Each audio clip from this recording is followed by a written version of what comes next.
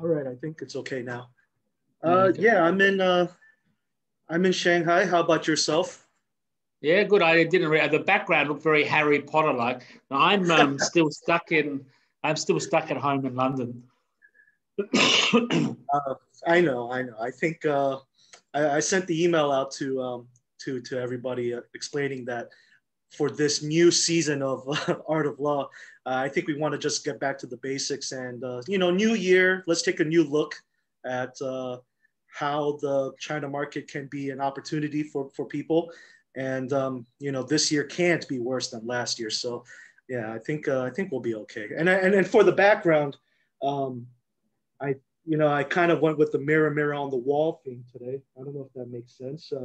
Kind of knowing yourself and being confident in yourself in order to set yourself up for success. Is that okay?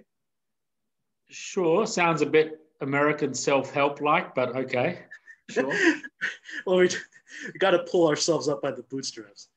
All right, so let's kick this thing off. Hello, everybody. I see a lot of new names and I see a lot of old names.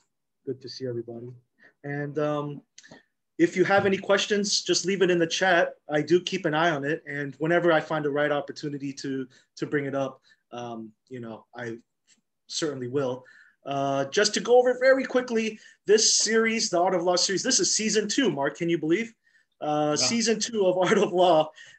This is basically a refresher on the book that Mark wrote a long time ago, and how China has changed, how the laws changed, how business has changed, how we've changed, or how we've stayed the same. So anyways, our previous episode is on YouTube. You can check it out. And of course, leave your questions in the chat. As we like to do, Mark, when we start these types of things, we got to take a look back. So I have one of your old books here. Yeah. I think this predates me, though. I don't think I was there when these photos were taken. Oh, I think you took the photos, Mark. So pretty interesting photos. These I found some photos in this massive book. I don't know. You can see how. That's my book. Yeah, it's your book. Oh God, I hope someone can send it over. I was looking for that book. I thought it was here somewhere. I might still need it for the next episodes. Okay, But we'll take the photos. Yeah. But I found some photos of foreign businesses in Shanghai during those old days, and the one on the left here was kind of like I guess it was like a professional services firm. The one on the right is it looks like record players. Yeah, well, I imagine this is actually Jewish people fleeing Europe in World War II. I'm assuming that's what the photo was on. Oh, maybe. I think the first photo on the left was I don't know if they were Russian Jews, but they were for sure Russian. Yeah. The second one, this picture, I thought was pretty interesting. It was a school, and let me see if I can get the marker up here. Yeah, so you can see here. I mean, this is from 1936, so these pictures are pretty old, and this was from a school in Shanghai. And I mean, we still do a lot of school cooperation projects to this day, right, Mark? And it's it's really interesting to see, the history of it all. So. Yeah, I do like that guy sitting in the middle in the front row. He looks kind of sinister, doesn't he? Yeah, someone from the chat just said that it might be you. So yeah, well, I don't know. All right. So we do like to for these types of series, Mark. We always like to take a look back and try to see how far we've come. Try to put an actual photo or face to what we're talking about, so we have some context here. So. I know you weren't around back in 1936, Mark, but how common were foreign businesses in Shanghai or in China greater over the years from when you first came or even before you came to today? Yeah, so I think so I first got to Shanghai to live. I mean, I was in China in 1990, but I first arrived in Shanghai in 93, and I think back then. really there were so few foreign businesses. It was really very small. And you'd actually have the feeling that you knew almost every foreigner in Shanghai back then. So it was like the big highlight of the month, I think, was every 2 weeks, the Australian consulate used to have, expat drinks. And so anybody could turn up. So I think, look, back in the early 90s, there was really very, very, very few companies. There'd be some, we call Hong Kongese, foreign. I mean, obviously they're part of China now, but there was not really much of a international business community. I think it really ramped up. Yeah, I think probably if you turned up in 1990 or you turned up in 1950, wasn't that big a difference. There really was very, very few companies. Probably it started 97, 98, and then 2000, and it's continued to grow ever since. So I guess, it's really been in the last 30 years from really hardly anything to a lot of foreign businesses. Yeah, and I think a lot of our audience will probably have some idea of how China is currently. And I think, one of the things that is always interesting to hear you talk about is the profile of the foreign business in China has changed a lot, even though maybe the amount has certainly changed, but the profile has definitely changed as a kind of like an undercurrent. So, I want to jump just maybe to, were the businesses of the old days, were they mostly factories? Were they mostly retail? Because we saw that one picture where they were selling record players. You see a lot of that, a lot more retail focused today.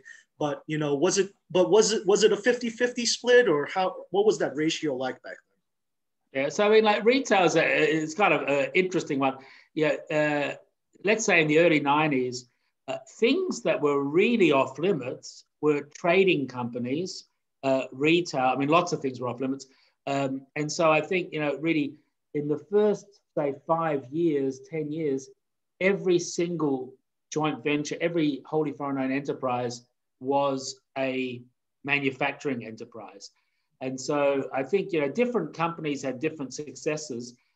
So let's say that first 10 years, almost all of our clients, I was working at a German law firm, but almost all of our clients were German companies. And, it was interesting because I remember I was speaking once at a Australian event, maybe in like 2005, and someone asked me this question, do any foreign companies ever make money in China?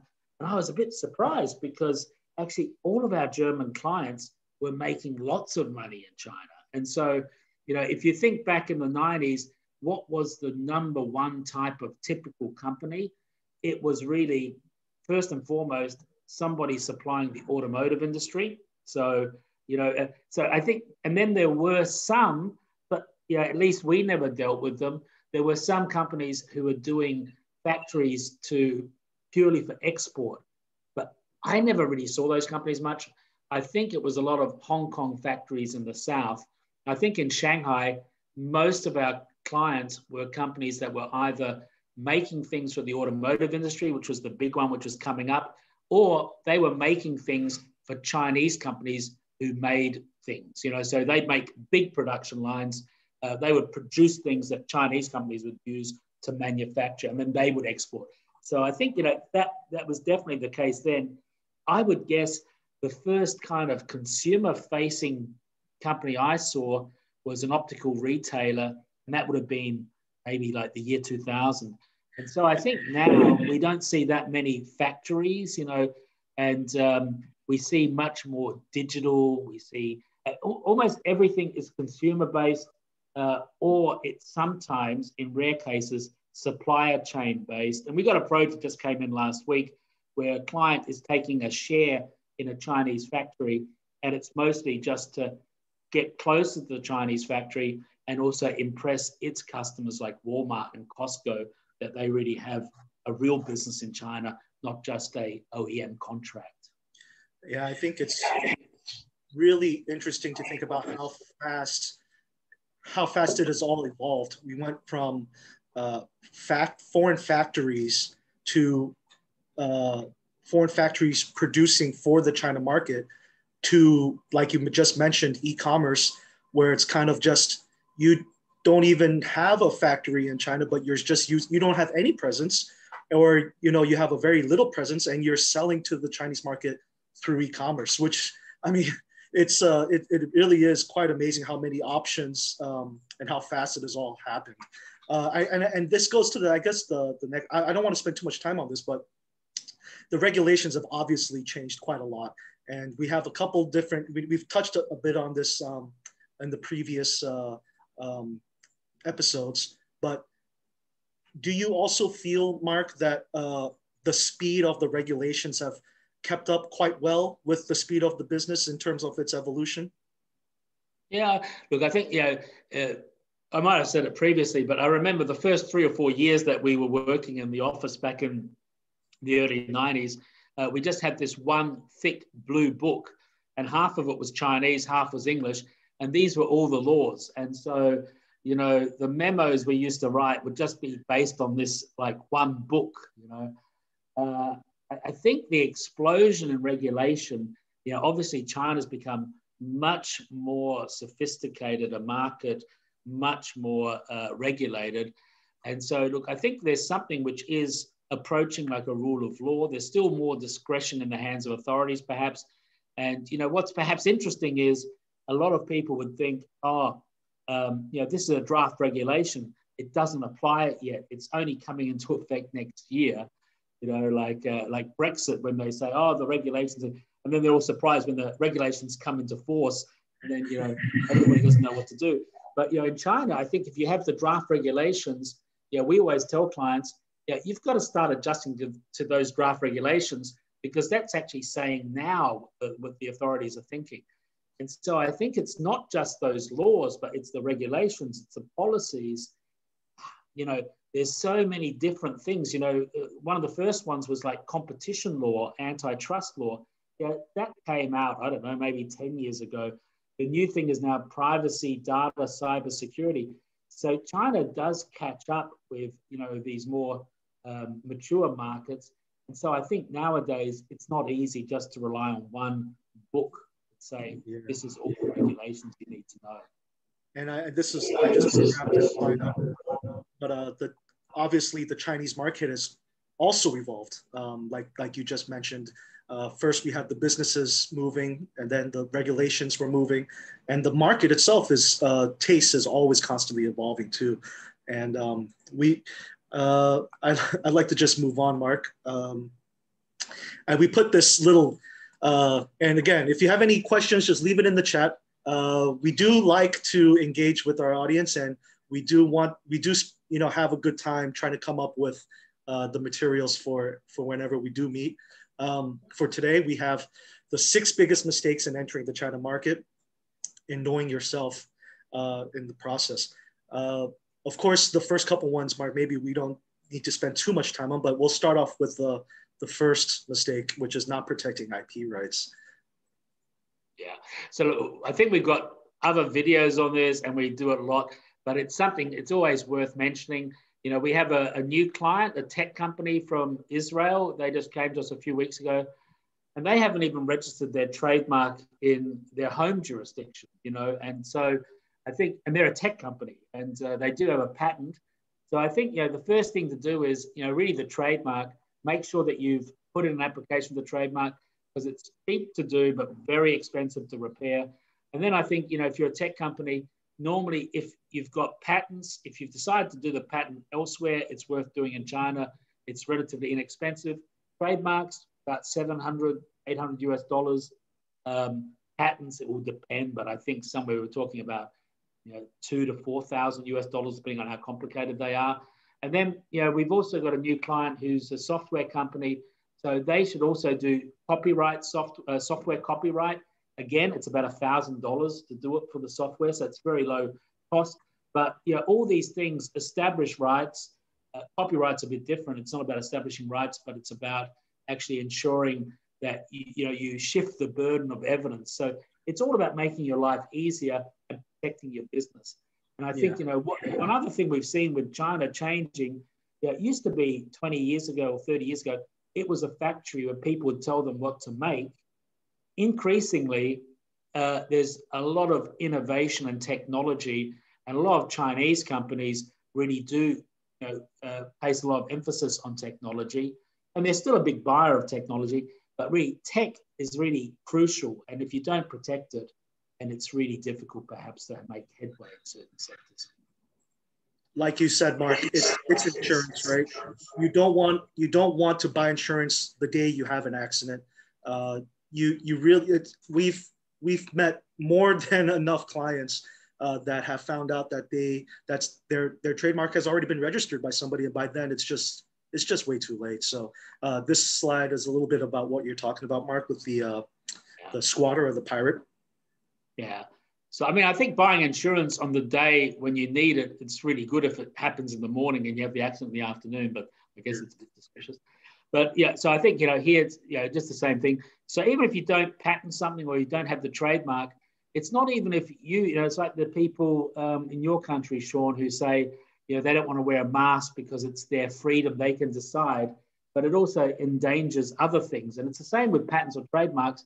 Even if you don't think that the trademark you need it to protect your own business directly, somebody who registers your trademark, he can stop you from doing things. So it's not only that, you can't stop him from doing something, but he might, we had a client a few years ago, and all of their product was taken off the shelves of Sephora because a Chinese company had registered the patent and had written a letter to Sephora saying, that's our trademark, bugger off. So, these things are real life issues to deal with. Yeah, we just had just to put a bow on it. We just had a client yesterday or 2 days ago. They don't have a China entity and they don't have any IP registered in China. But a squatter did use their name and their logo on a WeChat account, and there's very little WeChat, Tencent, or these other platforms are willing to do if you don't establish your rights, if you don't buy insurance. So yeah, but to be fair, what can you do? I mean, how do you explain to them? How do I not say it's mine? I mean, I think it's kind of realistic. If you don't take care of your stuff, why should Tencent or WeChat start a big campaign to work out who owns that? I mean, it's kind of obvious. Yeah, they're not the courts. They're not going to figure it out. So, all right, number 5.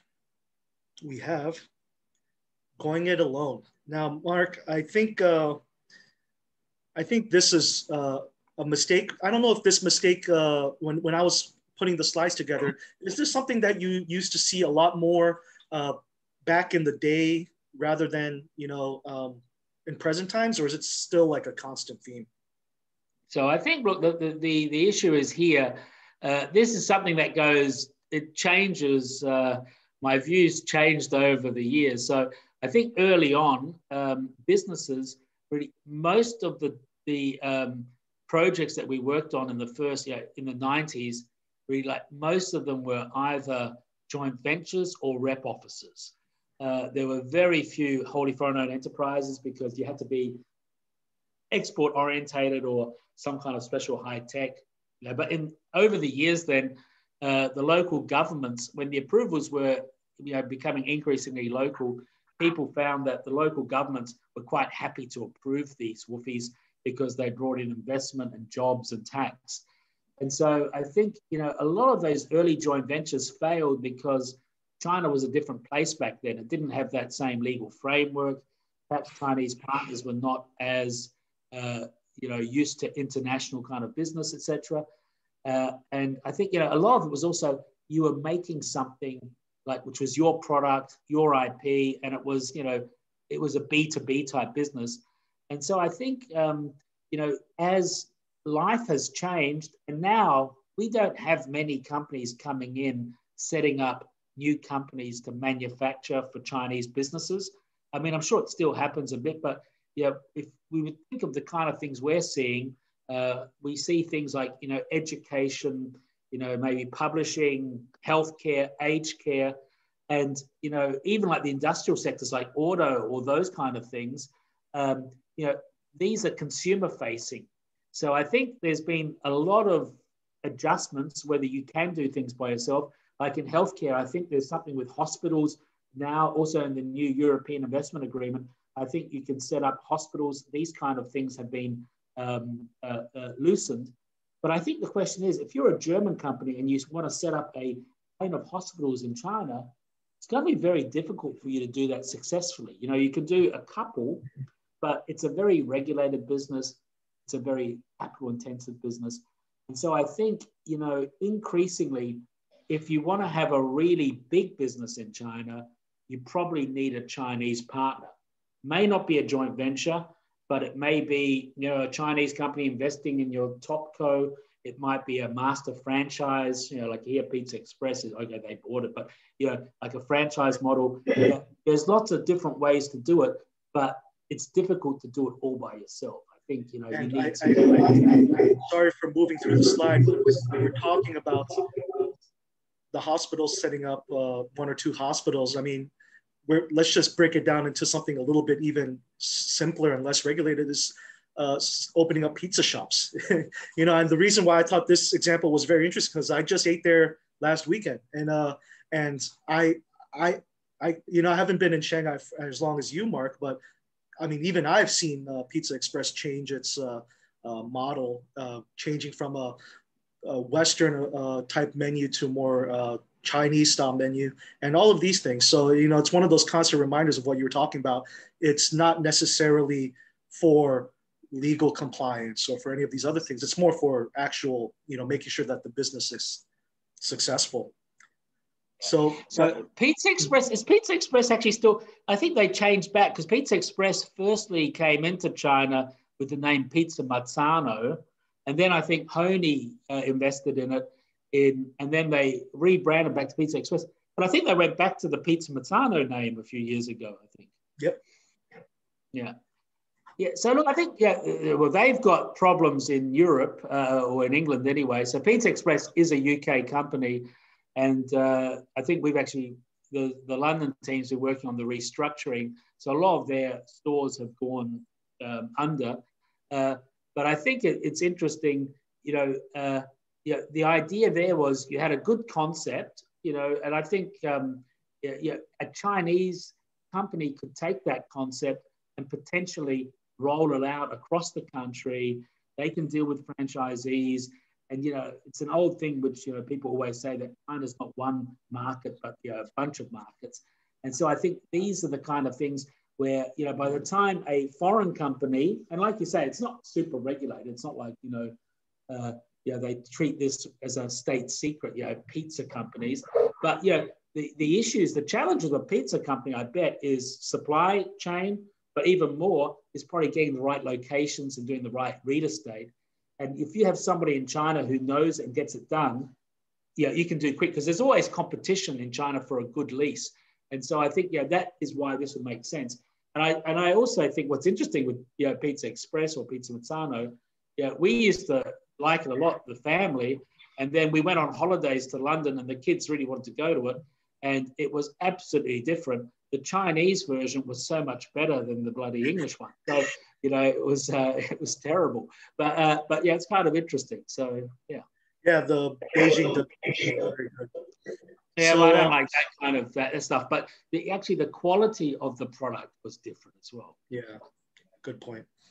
Number 4 on our list is just wrong management. I don't know if it shows up on your screen, but wrong management is the next. I guess this is in the theme of mirrors. This is the mirror to number 5 mistake, which is going it alone, where you're bringing just all the wrong people. So Mark, would you like to talk a little bit? I've just realized you're counting backwards. I just thought, how could it be like, before I was just thinking, how could the last one be number 5? But now I realize you're counting backwards. It must really confuse people. I just thought, so wrong management. I think, look, I think this is one of the big issues. That most foreign invested enterprises we see that fail, they fail because of poor planning or also the wrong kind of managers. And, you know, I think I just got to like move my thing so I can see it here. Look, I think, you know, if we're talking about market entry, which we're talking about today, the most likely successful companies we've seen, big or small, it was that the first general manager tended to have a close working relationship with the parent company. And, that there was also not just one, ultimate leader, but there's a bit of a hierarchy. People from headquarters had an idea about what they were doing. And also perhaps the CFO or somebody, there was a division of power, some checks and balances. So I think, these were things, I think, really probably many of these companies, when they set up, it's hard to find the right person who they can send to China. There can be cultural differences, obviously language differences. So they recruit somebody locally. It's difficult. And I'd say if you do that, then probably you really have to send that person to headquarters for a longer period of time so they get to know your company as well. Yeah, in the book you do mention quite a few times that the successful businesses in China are the ones where headquarters and the China business are aligned in their goals, which I think is a lot harder. I mean, it's a lot easier said than done. Is that right? Well, no, I mean, God, you'd have a big problem if you got headquarters and you set up a woofie and people are not aligned in their goals. Then, I mean, something has gone very, very wrong. I think, the issue is, I mean, that shouldn't be a problem because that's just super weird if that's a problem. But I think if you look at it, the ability to communicate with head office, if you just hire somebody and you don't know them, maybe you will trust them to order when everybody comes to town for a big Chinese banquet. But you're not going to trust them to make a decision to invest $20 million in a new factory. So I think, or if there's a problem, for example, if it's somebody, most of these companies, if you're entering the China market, you probably have to have something a bit special. So, there's enough companies and enough people in China doing stuff. So if, say, a French company is going to be successful in China, there must be some French essence or some technology or something which is not present, and there's a need for it. And so I think there's going to be hopefully some reliance on headquarters, and it's also the issue. If the general manager or the people in China don't know anybody in head office, they can't get on the phone, they can't resolve things quickly. I think this is one of the issues to deal with. Yeah, I think in the book, one of the main points is, not in knowing yourself is not compounding the mistakes. So if you're entering the China market because your competitors are forcing you to, or you feel that's where the opportunity is, but you don't really have any clear plan or strategy, then you might start falling into a series of bad decisions where you're not getting the right team, and a lot of these issues, maybe in isolation that we're talking about, the not protecting your IP, going it alone, or some of this other stuff that we'll talk about, individually are bad, but when you start putting them all together, it's just a recipe for disaster. So, and I think maybe Mark, the third mistake, the number 3 mistake is the not knowing the legal environment. And I think, maybe we shouldn't spend too much time on it, but we should cover it. But like you said earlier, we do have a couple other videos on the YouTube channel that go into some of these in more specificity. But Mark, maybe you just want to give us a high level view on, what does it mean to someone who's coming and entering the China market? What should they know at a very high level? Okay. So I think here, these are 3 buckets of things. I mean, I guess all of it's a bit, there probably could be a whole book on these things. But if we look at something like contracts, these are like kind of obvious things that people should now think about. So with contracts, it's a bit difficult. It's not good normally to rely on your foreign standard. So your foreign standard contract template may not be actually fit for purpose in China.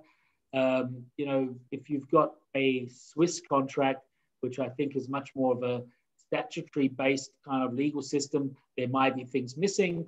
If you've got a US kind of contract, it might be just so hard to negotiate because it goes on and on about things, and it makes things in bold when you want to attack people, and it's very one-sided. It makes things difficult. I think the Chinese standard might be just too simplistic and very often too one-sided on the Chinese side. And then I think, it's important to make sure the contract's enforceable. And we just had, that Israeli company, again, they sent us a draft contract, and they had, even though they're an Israeli client company, they had English law and they had exclusive English courts. And so that, I guess it's somehow enforceable, but probably not in practice. I'd say the chance of enforcing it is less than 1% in China. And then also translation, it's difficult because, checking the translation is a very key issue, because very often contracts are signed under pressure. So I think what we would do now is you get people to sign off, and you have like a 24-hour cooling off period or whatever, where people can quickly come back and discuss if there's any translation issues. So I think that's on the contracts, the main things to think about. Yeah, I think this is pretty 101, and I hate to plug the law firm, but this is probably where you can get a lot of bang for your buck in terms of advice from a lawyer, or just getting advice from a professional, because it's such a critical part of the whole process. And it's but at the same, on the other hand, it's quite a routine. It's kind of routine process for the lawyers to look at. I guess these other two are a little bit more commercial, in a sense that these can actually affect your day-to-day operations for the business. So Mark, I know you mentioned data and cybersecurity a little bit before, but maybe you just want to go a little bit deeper. Yeah. So I think, look, this is an example of something that was, maybe 5 years ago, you never really heard about it. I think the cybersecurity law just recently had its 3rd anniversary. So it's a pretty new type of law, and with data and privacy. And, these are things which I don't think anybody was really on their radar. It doesn't affect everybody equally. I think, if you're a small consulting company, probably isn't a big issue for you. But why we see it now, more importantly, is because clients that are dealing a lot with, the types of people that deal with it are digital type companies. So people doing services as software, they're affected by it, or companies that want to sell their product to Chinese, large SOEs or part of the infrastructure. So if you've got a software that you sell to Chinese banks, this is a big issue for you. But also if you're say a healthcare company, or you're a pharmaceutical company, and you want to collect data, see how things go. These are all quite sensitive areas, and it's often the case in China. Most things are not as difficult as you think they are, but then there are sometimes things that you wouldn't expect, and they're very serious. So one of the things is transmitting Chinese citizens' DNA cross-border. I don't think that's a big issue elsewhere in the world, if it's their thing, but Chinese authorities get very upset about that kind of stuff. Also, the other guys who might be affected by it might be the larger MNCs. And a lot of MNCs now take a global approach to certain type of products, and China's a very key part of it. So there's a lot of R&D collaboration. So say you're an engineering company in Sweden and you've got a few entities in China, can you just transfer that information cross-border? What kind of information? Is there anything sensitive in there? So this is something that doesn't affect everybody, but I guess the more digital you are, the more you're dealing with third-party data. And if you're dealing with anybody who, if something fails, it could be a risk to national security or stability. And this is really a top concern for you, I think. Yeah, I think one of the issues is that I think people in those industries that they feel that they might be affected or might need to pay close attention to it, the data and cybersecurity laws, they know who they are. It's the ones who are maybe a little bit not used to, paying such close attention to this stuff. For example, like a school, for example, if they're collecting their students' information, their personal information, these types of, especially if it's during COVID, for example, where you're collecting, some type of medical information. This type of stuff does get quite muddy. So it is getting a little bit more comprehensive and a little bit more complicated compared to the blue book that you had, Mark, in those old days. And this green box, I mean, these are just basically your day-to-day business issues that do come up from time to time. So maybe you just want to run through it real quick. Yeah. So I think, yeah, again, these things. So I think employment and labor is always an issue for people. People are sometimes a bit surprised that China has probably a more Northern European labor protection law than an American type of labor law. So employment is difficult. It's not a fire at will type jurisdiction. Marketing, advertising, again, that won't be for everybody, but especially if you're doing something like cosmetics or that's the main one, or supplements or things like that. There's been a big change in the last 5 years or so where Chinese authorities are increasingly transparent, in many ways more advanced than the West when it comes to online complaints. They have to follow up complaints. And there's even this professional consumers. These are people that prey upon, or maybe not prey is the right word, maybe they regulate it. They regulate false claims. They regulate people's whose product doesn't meet the standards. And so that's new. Environmental compliance, I think it's become a bigger issue in the last few years again.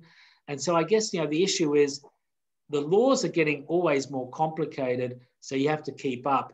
And it's, you can get caught out. So I think it is just a much more complicated place to navigate than 10, 20, 30 years ago. But 30 years ago, it really depended on what the guy thought who was sitting in the administrative office. Now, at least, you can look at the laws, that's perhaps the improvement. And I'll just look at Shanghai, for example. We do have clients who have factories who are finding it hard to expand their factory or, get a new lease at another location because, well, Shanghai is not necessarily looking to have more factories in certain neighborhoods. So, these types of, they're not necessarily legal issues, but these are some of the commercial issues that I think you will come across from. I think if you had, for example, if you were a chemical company, and you established a company 10 years ago and it's not in a special chemical chemical special zone or whatever you call it, there's a very good chance that you're already under pressure to move, or you will be forced to move in the next 5 years. So, things are dynamically changing. 2 more, Mark. We're almost there. Okay, good. And I think these two, are well, maybe I shouldn't have counted down but these 2 are the ones that I think are probably the most important. So these 2 are, we did save the best for last here. Number 2, not knowing the market. So I think it can't really be overstated, Mark. China is just more than Shanghai, Beijing. You said it's not one market, but it's many markets. So, would you like to expand on that thought? Yeah, so I think, like here, again, it's a bit of the scope. And, I guess, here we've got a representation of some first-tier cities, second-tier cities, third-tier cities, and they're still very big. And, some of those cities like Dongguan, for example, I guess most people here have heard of it, but it wouldn't be surprising that if you would ask somebody in the street of London or Paris, Dongguan, I'd be surprised if they, have heard of it. And I think, there's a few things. Firstly, probably 90% of foreign businesses land in Beijing or Shanghai first. It's kind of interesting. But, opportunities are a little bit different now. So I think the thing is, as people are looking at the consumer, firstly, there's 150 cities with more than 1 million people. I think really no foreign business could really cover that by themselves. It's just too big.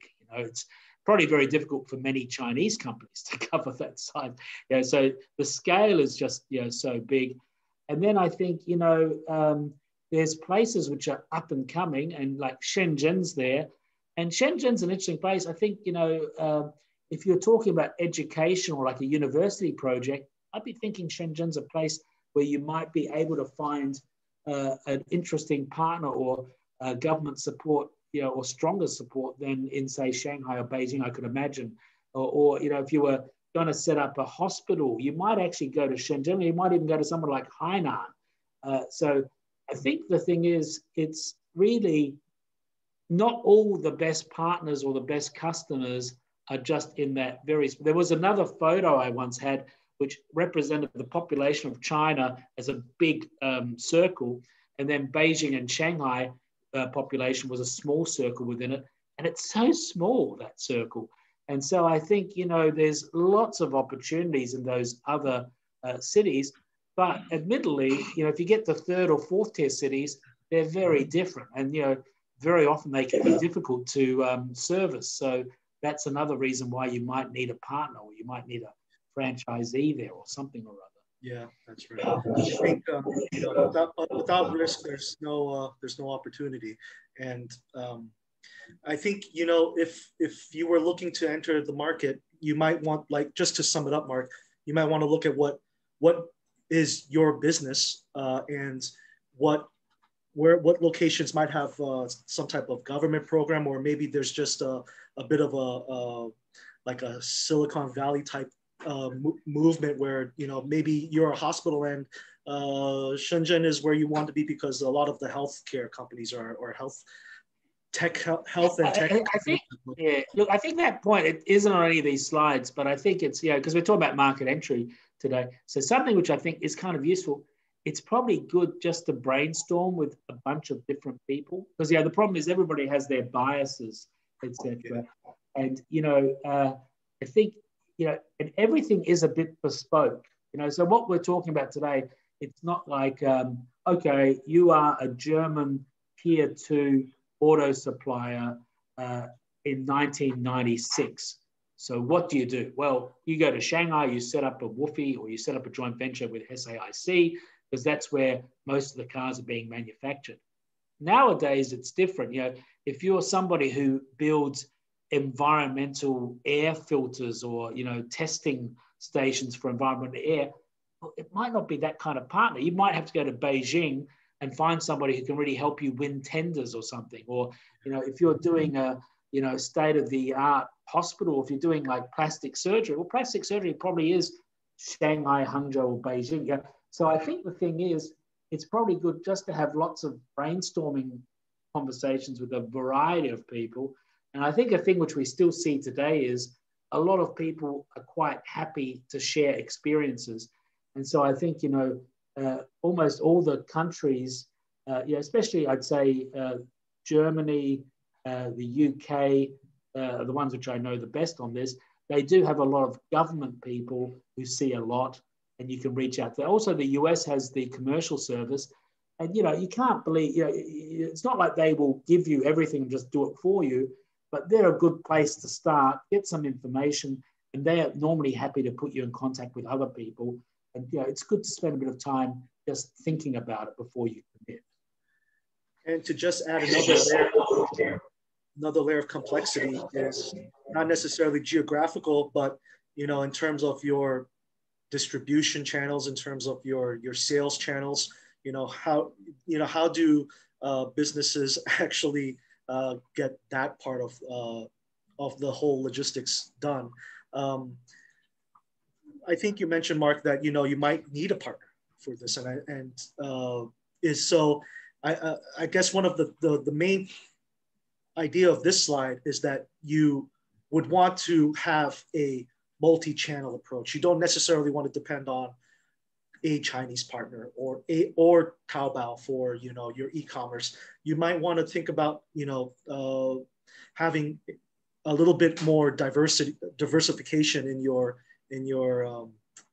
approach. So, Mark, is that what you are trying to say here? Yeah, I don't know. I think it's a bit difficult, because if we're just talking generally market entry, you know, almost everybody has different things. So this slide was actually more about the kind of people who are doing cosmetics or fashion or some kind of, you know, B2C type thing. And so I think, you know, you can do lots of market studies, but probably the best market study is, can you actually sell something? And so I think, you know, e-commerce was good as a starting point, but I think a lot of people are a bit naive. They just think, oh, I'm just going to have a JD shop or a Taobao or Tmall Global or whatever, and I'll just, you know, the money will just be pouring in. I think that's difficult, but it's good to see if you can make it. But you shouldn't necessarily believe if it fails, because it also is not easy. You know, you have to build brand awareness, and you know, I guess we can talk about it in another case. So I think, you know, the idea there is if you're selling like binoculars or something, you might not just want to concentrate on cross-border e-commerce. There really is a very big line market out there. And one of the interesting things is the people that can do online marketing are very different from the people that can do offline marketing. So that's something to look at. But then if we're talking about digital companies, and you know, there's a lot of them, yeah, some of them can operate offshore, and it's not going to be easy because of the foreign exchange requirements, etc. But you know, they're selling already a lot, or they're selling a bit. And you know, not having a presence in China, not being able to invoice in China, that might be blocking 90, 95% of their sales. But at least somebody's buying the stuff. And so that shows there's a market. And there you might need, you know, before you want to set up and get all the VATS licenses and all these kind of things, you might want to have an authorized reseller or something like that. So that's a different way of looking at it. You know, and then I think, you know, the one which is a bit more difficult. So I think the first two are more incremental. So you don't have to commit millions of setting up, but first you just incrementally get into it. But it might be the other type of company where, which I think is going to increase a lot, that the technology company thinks I can do Europe and North America by myself, but I need in China, I need a partner, and I don't even need like a 50-50 partner. I actually need a partner who will do most of the business, and I might make a lot of money on the IPO, or I will have a piece of something much bigger than I could ever do in China. So let's just say, you know, I don't know, someone who does semiconductor chips or something, they could become a technology provider. You know, maybe they own 25% of this Chinese company, and then 3 years later it does an IPO or there's a trade sale or something like that. So I think, you know, the idea there is you just plan your entry carefully, and I think you should have a bit more than just a report by a consultant, because you can't always trust it. You have to also perhaps trust a bit the market and you know, see what things are. So, you know, I take it back what I said, Mark. I'm glad I saved the number one for last, actually, because, you know, even for me, when I'm listening to all of this, it is quite a lot to digest. And it is, you know, we started this presentation with, you know, those pictures and your blue book, to talking about IPOs on a, you know, on a technology company and doing cross-border e-commerce. So a lot has changed. So I think, you know, maybe the reason why I'm glad that this is the last one is because it's just taking one step back from all of that, you know, all of that, I guess, mountain of information, and just the number one mistake is not knowing yourself, not knowing your limitations, not knowing where your strengths and weaknesses are. And this is, you know, this is the last slide. So if any of you guys have any questions, you know, just put it in the chat. But, you know, maybe, Mark, we just take one step back and we just talk about, okay, these things, all of the questions on issues on this slide were the same issues that, you know, those foreign businesses had in those pictures that we had at the beginning. You know, they're the same ones that they had when you had your blue book. They're the same ones today, to be honest. So, you know, if you're having thoughts about entering the China market, I mean, in your, and I think this is pretty funny, you know, in the Art of Law book, you do say most do not plan at all. And, you know, you give a variety of follow-up questions to knowing yourself. So Mark, I want to give you maybe a couple minutes to just talk about, you know, how you've seen, you know, all of this change over the years, and, you know, how is it still applicable today? Yeah, I just getting distracted by that obviously pre-COVID photo at the top where people are actually holding each other. It just seems so disturbing and dangerous what they're doing. You know, they probably don't even have masks on. Because, yeah, so look, I think, you know, with this kind of stuff, it's a bit about risk management, but also trying to do stuff. And so I think the thing below is it's better to have loved and lost than never loved at all. It's really not true for China. I think if you want to invest in China, then you better do it right, because firstly, it will cost more than you think. It'll take longer than you think.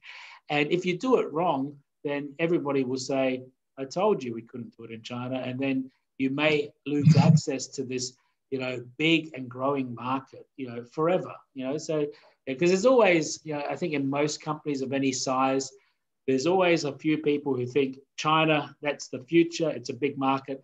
And then there's always a few who think China will never make money. They're going to rip off our IP. It's pointless. We got no chance. And so, the dynamic is the people who want to go to China, if they don't think about themselves, then, it will end badly. So I think the first thing is, do I have the resources? And there, like I said, let's say if you're that company that is, doing, let's say, air filters monitoring or whatever, you would have to have a different approach from, say, a Siemens, like a Siemens, a Bosch, a General Motors, GE. All of those companies have been in China for a long time. People know them. They have lots of people on the ground. I mean, they will also face their, challenges. It's not always easy to be in a big company either, to do things. But if you're a company and you haven't been to China, probably better to find a way of selling into China, get a pilot project, establish things in a small way. I'm always a bit surprised by people who are so brave just to do things straight away. And so make sure you got the resources. And that might also even include for like a medium-sized company. Do you have somebody in your company that's willing to go to China for a few years to help get it up and running? Because like I said, I think it's hard just to remotely hire somebody off the street that you don't know. Even if they're a good person, they might not be a good person for you. And even if they're good for you, they wouldn't know your company well enough to be really effective as to what the company stands for, how to navigate internal politics, et cetera, et cetera. Then, do you want a Chinese partner? How do you find the right kind of partner? And you probably need a bit of a team. I think it's important that you'd have somebody from strategic in headquarters, but also someone who knows the financials. And there's a bit of a team, and there's ownership of the project amongst a number of people.